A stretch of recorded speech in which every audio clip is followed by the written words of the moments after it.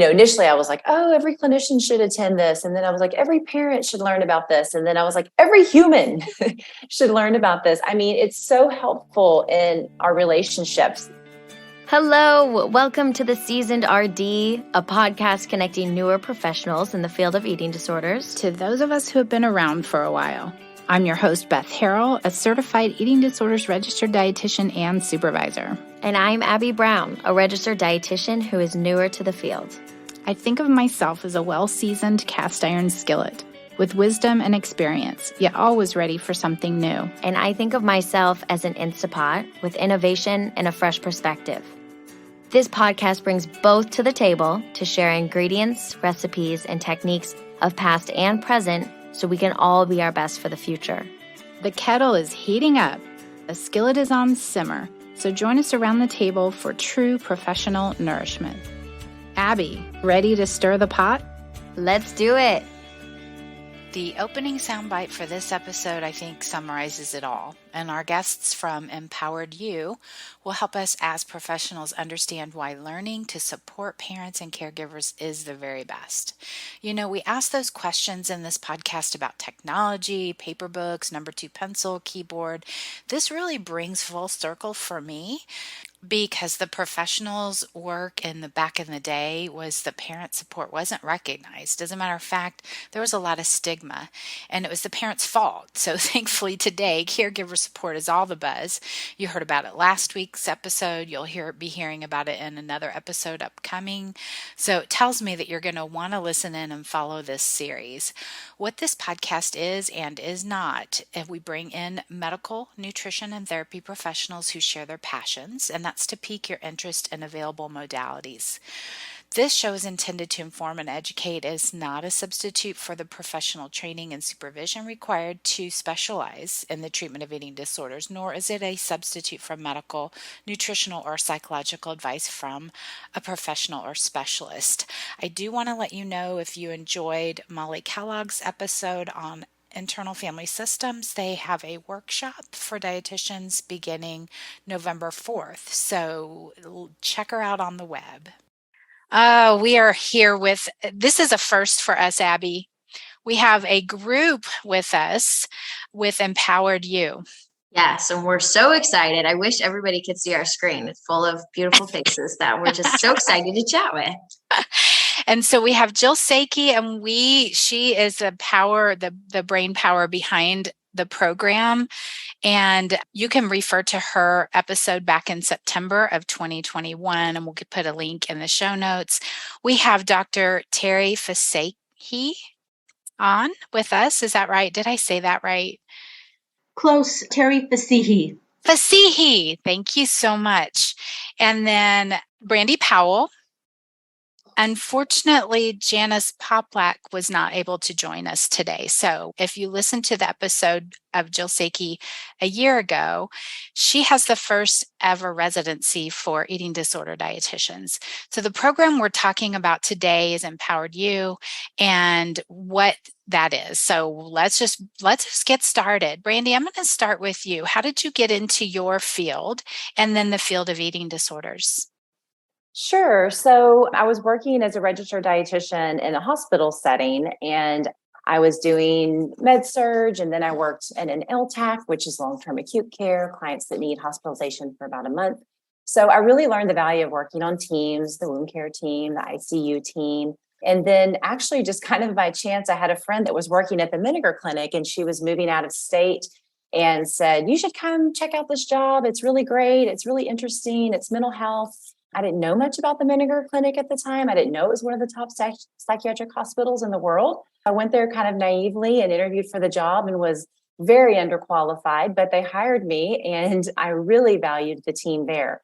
Actually, that's when I met Dr. Fassihi and Janice Poplack, and we worked on the eating disorder program together. So up until that point, eating disorders really were not on my radar. I did minor in psychology just because I thought it was very interesting. But the idea of working in eating disorders was very intimidating to me because, when I graduated in the early 2000s, I didn't learn much, if anything, about eating disorders. So I had a huge learning curve. But the team there was amazing. It was such a great place to learn, in rounds and team meetings and conferences and reading. And, they really took me under their wing and taught me a lot about eating disorders. So that was back in 2005. And I kind of had a knack for it and really became passionate about working with this population. And I credit a lot of that to the team that was around me. So it's really fun to be able to work with Terry and Janice again. And then along the way, I met Jill, and having another eating disorder dietitian to talk with was really great too. I know that our listeners can't see, but when you said I got a knack for it, I'm seeing everyone nodding their heads like, yes, this is where you're meant to be, Brandi. And we're so glad you're with us today. Thank you. Terry, Dr. Terry, how did you get into your field and then eating disorders? I'll try to keep it short. It was a bit of a roundabout journey. I was a journalist for about 8 years, and I did a lot of mental health stories and features and became very interested. And so I decided to go back to school and study psychology, and I received my doctorate.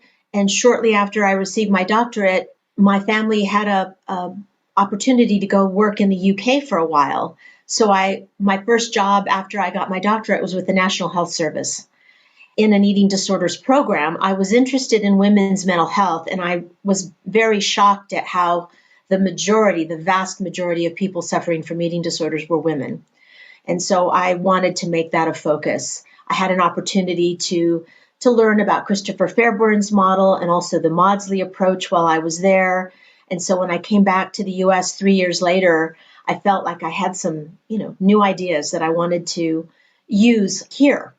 And I had heard of the Menninger Clinic. And when I came back to Houston, my goal was to work there. And I fortunately was able to work there and shortly thereafter joined the eating disorder program, which is where Brandi and I met and started working, and Janice. And so the three of us were a very tight-knit team starting in like 2004, right? And we've been working together off and on ever since. And this is a wonderful reunion to be starting Empowered You with Jill. And Jill and Brandi and I also worked for a partial hospitalization program that I started when the Menninger Eating Disorder Program closed. Yeah, So, thank you for that. Story. It is. Well, I'm sure it could be longer because you just kind of cut that down really, really cleanly for us. But there's a Menninger too in Topeka, Kansas, or there was one. And that I remember meeting different clinicians over the years talking about Menninger. So it was one of the premier site or places. Is it still active in Texas? They actually moved from Topeka to Houston. Was it maybe 15 years ago? Oh, yeah. See, I've been doing Terry? this a long time. Okay. 20 years ago. Okay. And then you mentioned the Maudsley and Christopher Fairbairn. So that's part of what Empowered You is about, is the family. That's all what it's about, is the family-based. And Maudsley, for those of you who don't know, or I may butcher this, but Maudsley is actually a hospital in London, but the Maudsley program is family-based treatment. That's how it was studied. So yeah, the Maudsley program is FBT, family-based treatment, and some people call it modified Maudsley or Maudsley, and then there's the manualized Maudsley or manualized FBT. So I just want to hear how it is in your program with Empowered You. How do you do family-based work? Okay. Yes, it can be confusing, the different sort of brands and concept of what evidence-based treatment is. The first program to develop a family-focused treatment is the Maudsley Hospital's Maudsley approach. And even Eisler and many others started that in the 90s. And that's where I first was exposed to it. Janet Treasure, who many of you know, did a workshop there. I went for a few days as an NHS employee, and I was quite taken with her and also the approach. And basically, that's how family-based treatment got started, because Daniel LaGrange trained there and came back to the US and developed FBT with James Locke. So that's how the manualized treatment that we're familiar with here in the US was developed. and is line one treatment according to the Academy for Eating Disorders. It has the most research behind it. So Jill and I had an opportunity to train with Eva Eisler at the University of California in San Diego program with Dr. Eisler and Dr. Kaye several years ago. We were working together in our partial program and wanting to find ways to get families best involved in their children's treatment. And so we did that workshop. And I think that probably, Jill, since we did that, we've been trying to get FBT to be a more prominent treatment here in Houston, where more people are doing it and it's more available to our community. And it's been challenging. And that's where this idea for the workshop came up. And I really would love Jill to tell her story of how she got us started doing this. Thanks, Dr. Fassihi.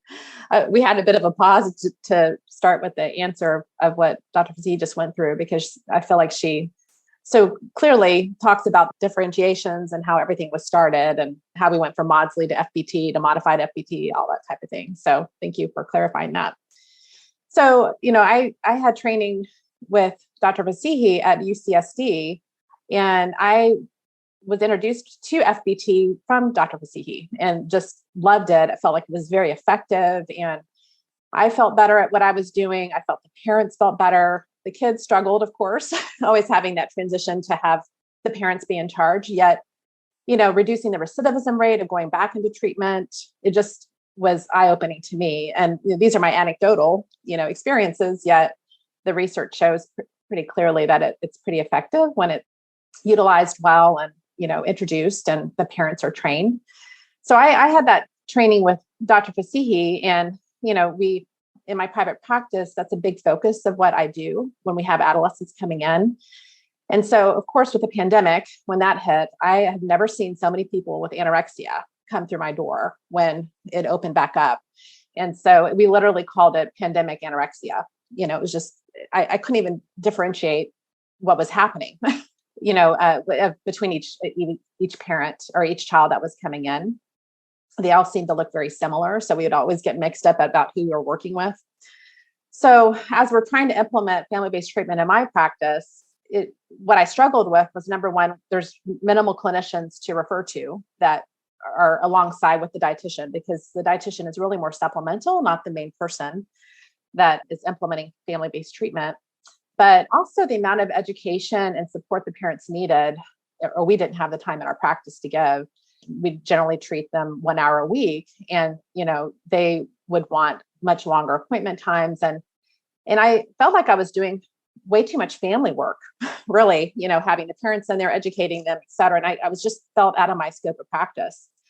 So I kind of joke around. I was folding laundry and kind of thinking on a Saturday, like, what could be different here? And I had been talking to Brandi about, like, how do we help these parents so that they feel a bit more empowered and supported? And so I remember calling her that day. I'm like, will you join me? Will you help me with this? And, as we're chatting through it and kind of working through the programming and what it would look like, we're like, we have to have a therapist, obviously, and that needs to be Dr. Fassihi.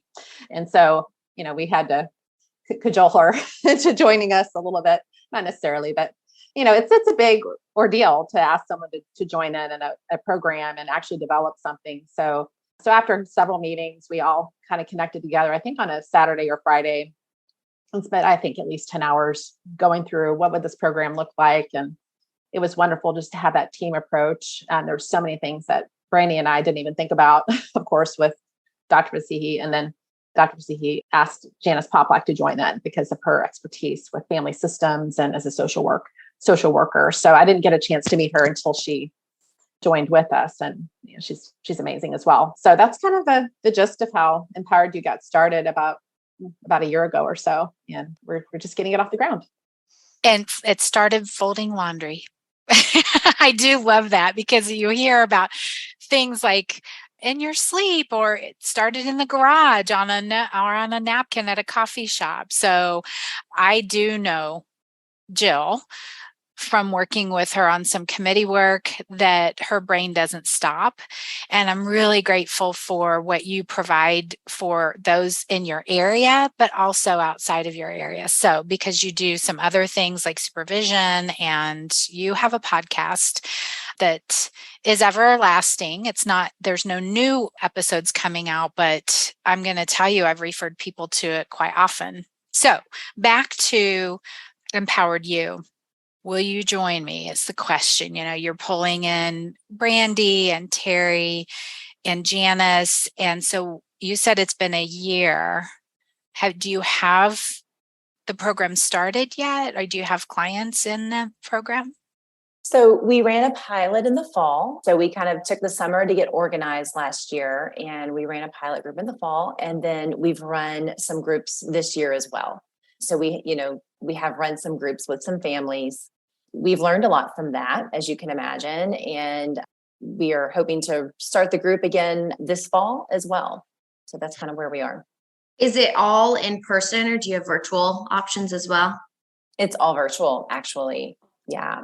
So it's all virtual, and we meet 2 days a week, 2 hours each time for 4 weeks. So about 8 sessions total. And we have just the parents on virtually from 5 to 7 in the evening. So after work, we work really hard to get both parents, or if there's 3 or 4 parents, then, we really want all the caregivers there, the primary caregivers, which, sometimes our parents are step parents. Sometimes it could be, a grandparent or an aunt or something like that. But we really work to have not just one parent there. Okay, awesome. So and the virtual option seems to help with that. So it sounds like it started with the idea of helping in the Houston area, but it sounds like maybe you have parents working from across the country. Right. Yeah, we could work with people all over the country. There's definitely the potential for that. Okay, awesome. And the emphasis is just with the parents. So you are not doing one-on-one treatment with their child as well? Correct. So we ask them to have medical clearance. We ask them to have their own outpatient treatment team, which some of us may be on their team. Some of us may, sometimes we're not, but they do have their own treatment team. So we're not necessarily treating the client, if that makes sense. The caregivers really are our clients. Gotcha. Okay. This sounds so neat. And y'all started with, or have worked in PHP in the past.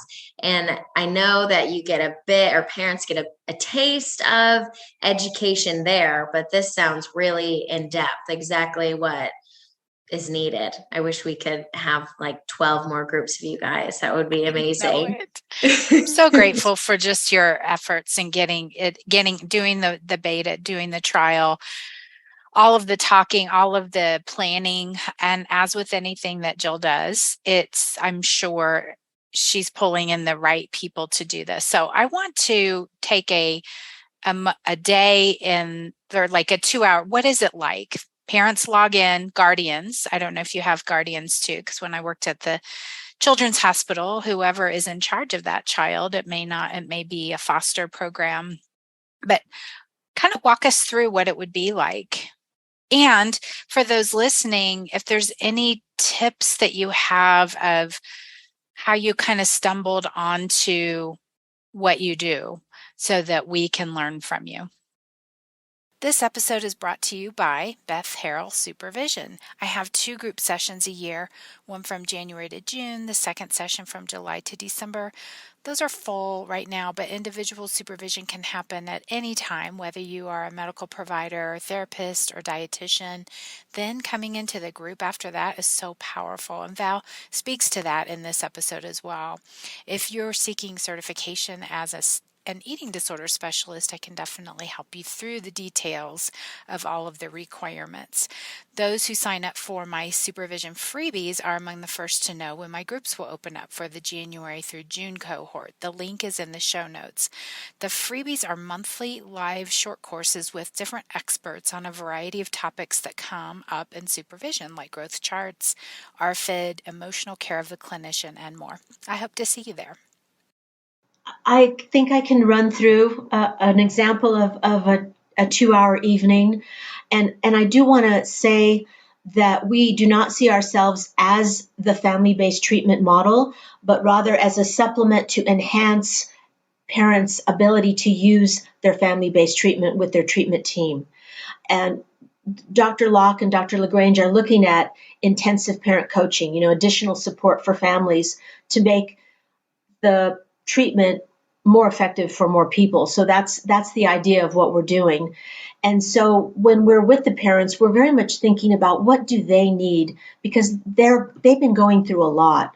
In fact, we talk about how traumatic it is to see your child suffering from this dangerous illness and feeling helpless, not knowing what to do.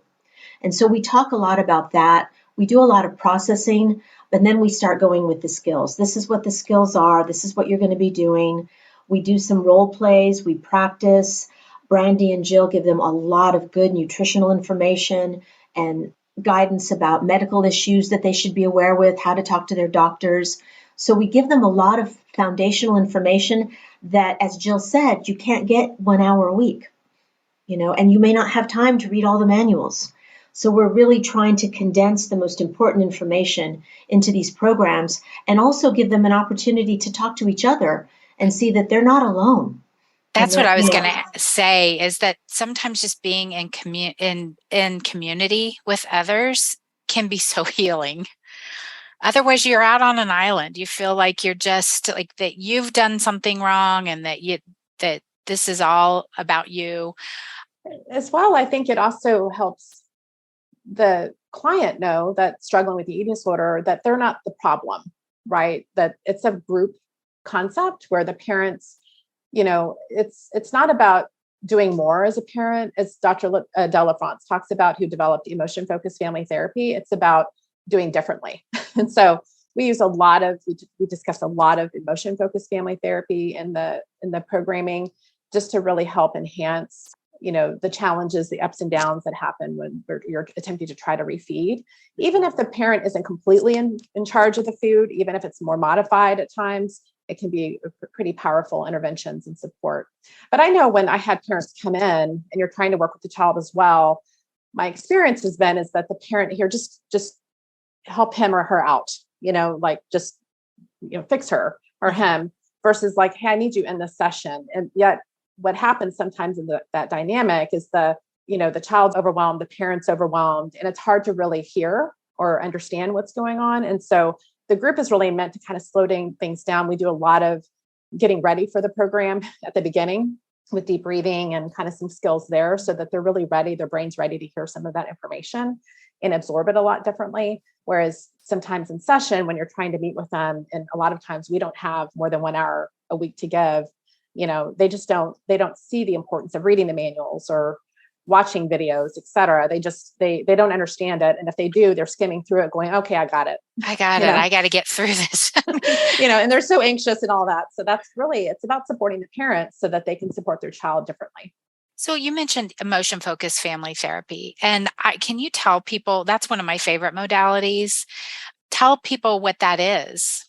And is that breathing part of that for the parents?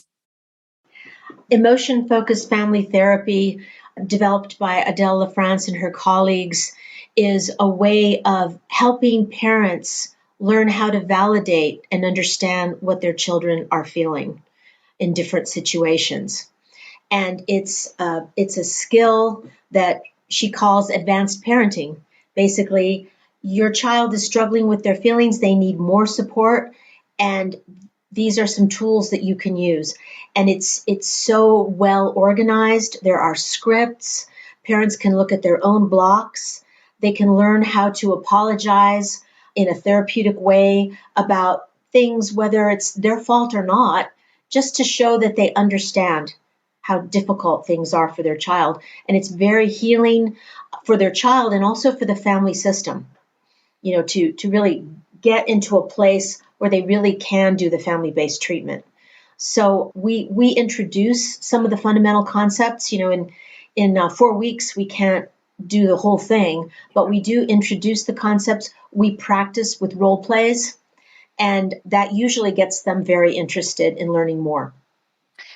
So, Dr. Fassihi, do you have an example? When you say you'd role play, do you have a typical, like, do you show videos, or how do you show the parents what this can be like? Well, we run through a validation script actually, and do the whole 3-stage process of supporting a child in a difficult situation. And we'll usually ask the parents to give us an example of a recent struggle, whether it was the child not being able to eat or having a very negative body image experience. And they write the script in the group. Everybody works on it together. And then they practice saying it. And usually one of us plays the child and says what the child has said. And then they practice the scripts. And we keep working on it till they feel really comfortable, like it's going to work. So powerful. Yes. So I am picturing, I always remembered working with parents. I don't do it as much anymore, but thinking about the Helen Keller movie where the family is sitting at the table, and she is at this before Annie Sullivan came, and Helen was just grabbing at people's plates and shoving it into her face, and they let her do that. It's enabling. And Annie had to kind of pull her away, but it affects the whole family. And you mentioned the family. And so these role plays, as they're doing it together, I'm guessing they can add their own pieces into this role play. Yeah. And if you've done EFFT training with Dr. LaFrance, that's how she teaches it too. So, we have her wonderful example of how to help people learn to do this. Yeah. And she provides that training for professionals several times a year, I think.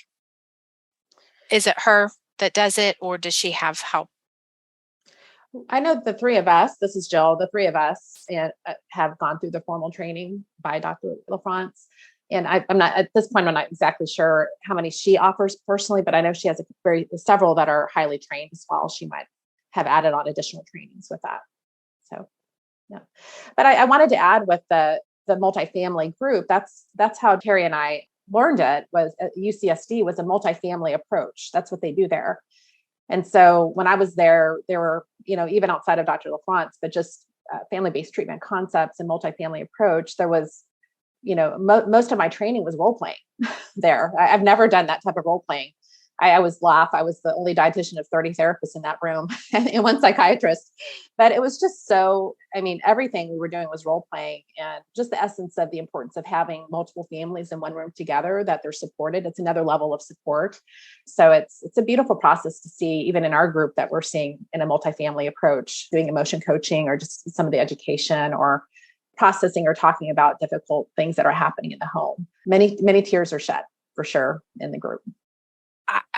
I have seen some videos of a parent apology through Dr. LaFrance's work, and then this multifamily approach. I haven't really witnessed that in my own work or in other people's work. So I thank you for that. That's a new buzzword for me, Abby, is a multifamily approach. And I just saw the power in it. I think it was a dad who was pretty tough guy on the outside. And I think the title of it was, "You Don't Know What I've Done." And the parents hold so much shame about, "Oh, you're eating healthier, you're getting more active, this is all great." And so there's this deep sense, this is just one example of shame that can be held. And so to put those role plays back together of body image, like I'm all over the place with this. I can only imagine how supported that a parent would feel coming into that. And the emotion focused work is a piece of that, I'm hearing. Such an important piece. You mentioned, Beth, EFFT being one of your favorite modalities. So I attended my first training in the fall of 2019, and initially I was like, oh, every clinician should attend this. And then I was like, every parent should learn about this. And then I was like, every human should learn about this. I mean, it's so helpful in our relationships, even with ourselves, to be able to kind of validate and emotion coach ourselves. And such a piece of the puzzle when it comes to FBT, for sure, because as a dietitian, we're not really included in the manualized model of FBT. In fact, when Jill and Dr. Fassihi went to the training, and I know that it was 2014 because I was pregnant with my second daughter. And I was like, Jill, what are you doing? They don't even include dietitians in this model. And now I'm like, oh man, I wish I would have went to that training while they were still doing it live. But all that to say, I think it's such a paradigm shift from, adolescent focused therapy and just sitting with that adolescent each week, meeting with the parents. And for me, it was family work was always not really family work, but sitting with the parents was always a little intimidating when I worked in higher levels of care. And so to make the shift over to FBT is a bit of a learning curve, but I feel like the EFFT really greases the wheels and kind of gets things going with FBT, gives parents a script. I mean, it's pretty amazing. And, as dietitians, there's a certain piece of the work that we can do. And then there's a piece that we delegate and we leave for the therapist. But there's still a lot that we can help them develop scripts and, we can introduce them to the concepts. And I'm just so thankful for the work because I feel like it has really made FBT much more accessible, less intimidating for families and clinicians. Brandi, you took the words right out of my mouth because I was going to say a lot of dietitians who listen to this say, where's my scope of practice? A lot of therapists say, wait a second, stay in your lane here. And so when you said that to Jill, we also had Theresa Waterhouse as a guest on the podcast a while back, and she was one of the first to show up at some of these trainings. And she experienced that. And she's like, I'm a clinician. I'm a mother of a child who's going through this. Who's better equipped to do this than myself? And so thank you for bringing that up, Brandi, about the dietitian's role. And I'm going to say to all of you dietitians, if you're going to do this work with eating disorders, you have to understand the emotion-focused background. You have to understand some of these modalities. We are not taking the therapist job by any stretch of the imagination, but we have to understand how this affects us in the room, our emotions. And I think, was it you, Brandi, who said, I think every human should have this? It's you, if you are a parent, it's a great way to parent too. It's a great way to understand what might be happening in your own child. So I was going to add that that's the concept of the 4 weeks that we offer for parents, is that the research shows that family-based treatment is most effective if a child gains about 4 pounds in a month. And so 2.2 kilograms, basically. And so we want to make sure that the parents are well equipped to help that happen. And so a team may begin working with the child and then refer the parent or caregiver to our group. And our hopes are within those 4 weeks, we can, like Brandi said, get the wheels greased a little bit to move forward with family-based treatment, because we know that it tends to be most effective when you see that outcome of the weight restoration piece of it starting. So that's part of why we have that 4-week concept. And the 2 hours is enough time for parents to have some education that they may not be able to get fully or understand in individual sessions. And of course, the dietitian or therapist that they see individually may continue to add on to the information we provide, but at least it provides them enough in a calm environment, hopefully, so that they can be more effective with these interventions. So that's a little bit of why we have the 4-week model to it on top of it. So if someone listening wanted to refer the parents of a patient they have to this program, obviously it's only one program a month or per 4 weeks. Would they have to apply within a certain amount of time? How quickly are you guys booking up? What are those kind of logistics like? This is Jill again. I'll answer that. So we have on our website, we have an application form, and we want to make sure that the family feels like we're a good fit. And so they will apply. It's pretty detailed. And then we'll generally do, for lack of better words, a discovery call or short intake to kind of understand, where they are. They need to be in a treatment team that, the team knows family-based treatment, or at least some of those concepts, so we can lead them in that direction if they need that. Or, I have my own private practice, Brandi does, as well as Terry. So, we can support them in that way. But we're really hoping to support the community more so, that it's not just in our practices, but also, within Houston, Texas, to just nationally, that when parents need this type of support and family-based treatment is being utilized, that the parents have their own support system as well. And I want to add even if a child needs to go to higher level of care, and at times, obviously they do, that the parents can continue to work while they're in higher level of care versus just, sometimes they absolutely need a break from their child, or they just, it's emotionally, it's overwhelming for them, or it's just, they haven't been able to get their weight up in time, or they're medically unstable, for example, multiple reasons why they might need to go to higher level of care. But we want them to have that transition home to be as effective as possible. And I know a lot of times with adolescents in particular, when the parents aren't well versed, and I know a lot of programs have, weekends for parents, et cetera, but they may not be as well versed on the meal plan or those concepts, or not as included necessarily sometimes in higher level of care information.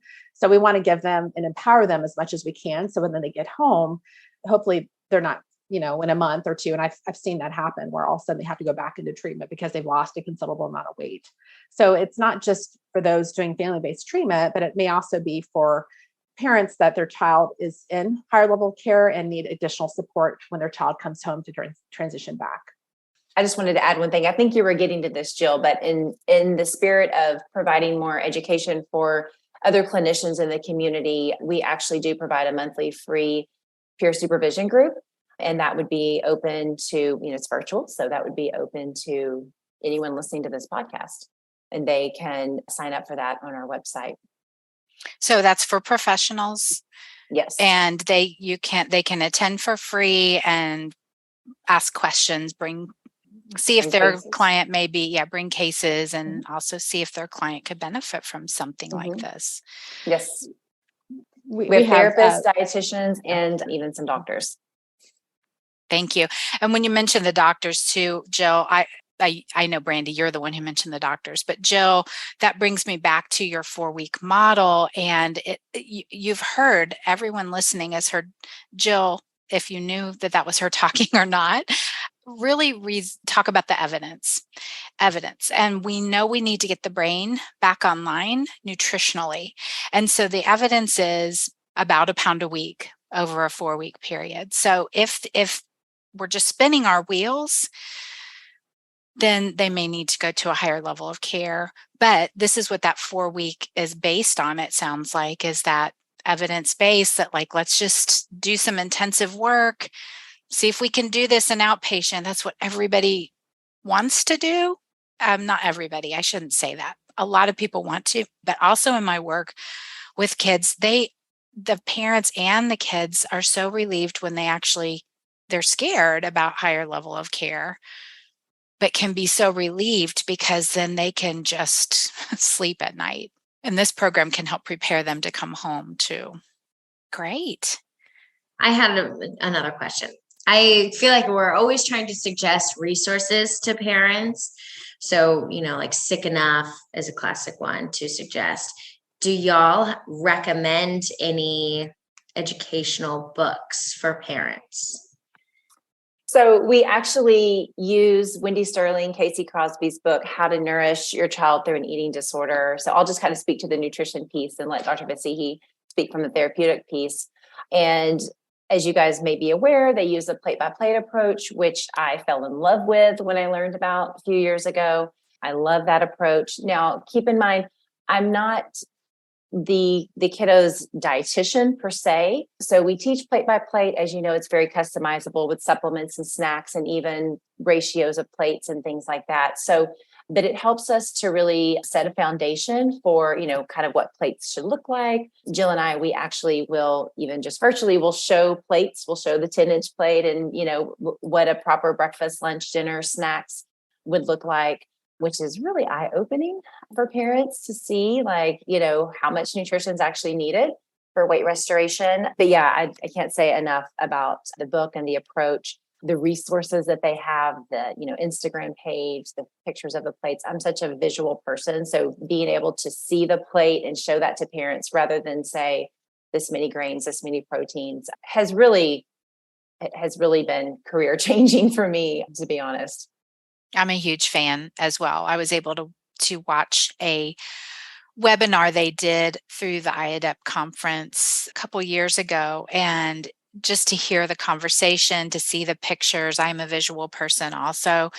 And there's so many different meal planning type models for eating disorders. But when you mentioned, Brandi, the, numbers of servings of whatever and serving sizes, it gets to be so much math. And we're trying to really step back from that. So if you don't know about Plate by Plate, Abby, we're going to have to make sure to have those authors, Wendy, on the podcast because we need people to know about it. Their Instagram is great. I feel like I always refer people to it. I don't know if they actually use it or not, but it is a helpful Instagram. Tara, did you want to mention any? Yes. Well, one really good book is Dr. Adele LaFrance's book, What to Say to Kids When Nothing Seems to Work. That's a wonderful book. There it is. So we use that a lot in the workshop, and it gives, if they can read it in addition, it really deepens their skills, and it's very validating to parents. So I recommend that one as well. I'm not familiar with that one, so I have to put it on my list. My little library, my office is growing immensely. Oh, Brandi has all the books she's showing us. I wanted to make a plug for our website too. This is Jill, empoweredyourecovery.com. We have a resources page that Dr. Fassihi had us upload multiple actual research articles on family-based treatment, on multifamily group approach, those types of things. So it's of course meant for caregivers to review to see like this is actually a legitimate intervention. And again, like Dr. Fassihi said, it's the first line. It's our gold standard of how we need to be approaching adolescent clients that are adolescent, 19 and younger. The articles are excellent. So they're very, they're new. And I think we have at least 7 or 8 on there. And we have other multiple resources too that parents can have. And then when they come into the group, I also want to add that part of our programming is a ton of resources for the parents to come home on. So they'll have a lot of resources to take home with them and have access to. And so that can be a challenge as of where to look, because, when you type in eating disorders, it's, going to pull up whatever's being advertised versus really what's really helpful for parents. So that's what we really tried to compile as part of our programming to kind of just condense it all in one area. So they may not be able to absorb it in that 4-week time period, but they have access to it and feel confident that what they're getting is very legitimate and accurate to what their needs are. Awesome. We'll make sure and include the link to your website in the show notes. So Dr. Fassihi and Brandi, I have a wrap-up question for each of you, but Dr. Fassihi, I'll start with you. So if you were to take yourself back to entering the field of eating disorders, what do you wish you would have known then that you do know now? Kind of a loaded one. Well, I was introduced to the Maudsley approach early on, but I don't think I realized how powerful it is and how much I should prioritize it until many years later. So I wish I'd known what I know now about the value of the treatment. Great question, Abby. I think whenever we finish up, our undergrad and then our graduate degree and internship, there's this kind of thought of like, I've made it.